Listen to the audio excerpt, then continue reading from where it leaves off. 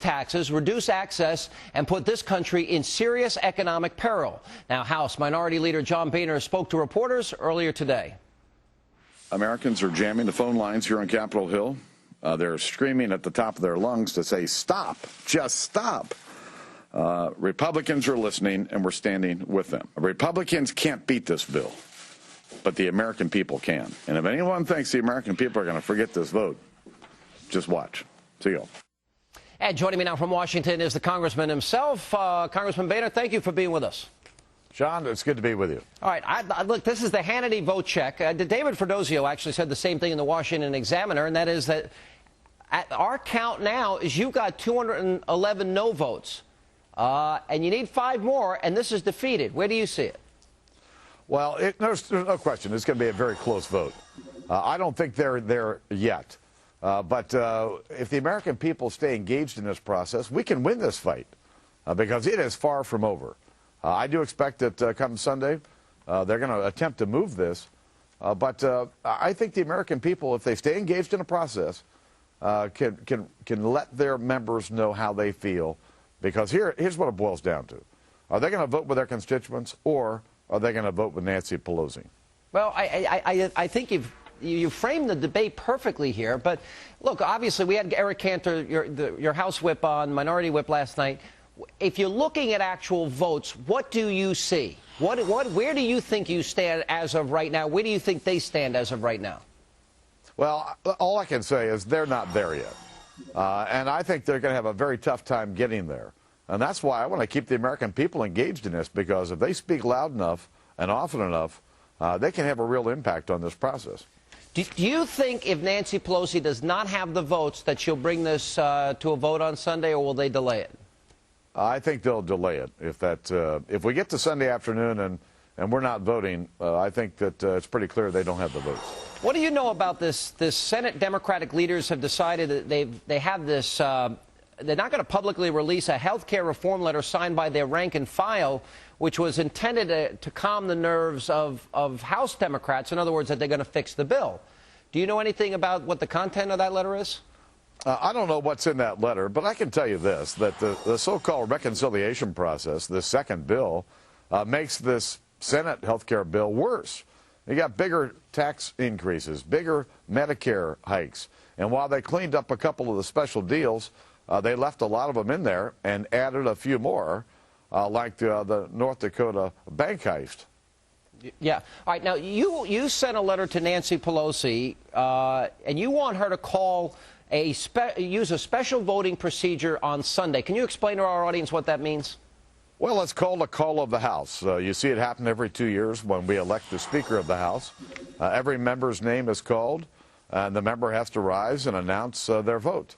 And I believe that as important as this issue is to our country and to the future of our country, that the Speaker ought to have a call of the House and require every member to stand up before God, their countrymen, and their constituents and announce their vote.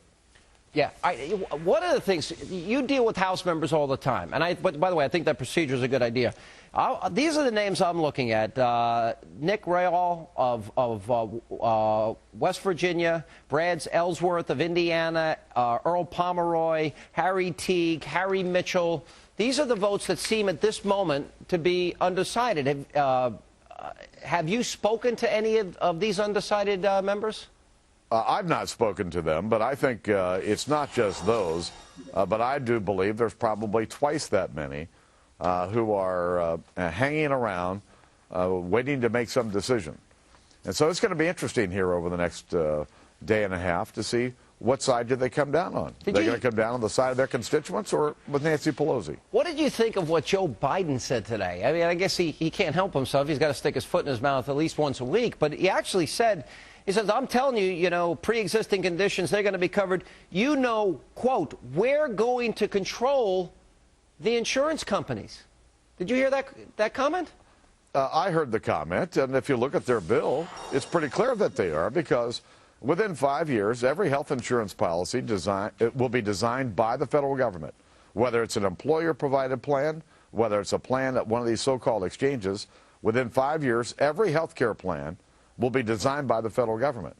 Yeah. And we can imagine what that's going to cost. All right. You've been in Congress a long time, and when you're one of the few congressmen, I've always admired the fact that you have never taken an earmark your entire career. And not a lot of, I wish all Republicans would take that stand personally, and I think they'd benefit politically, and I think it'd be good for the country. I have been characterizing it this way. I think this is the single most corrupt process that we have ever witnessed in this country. I believe they have thwarted the Constitution. I think we've seen the outright bribery of votes.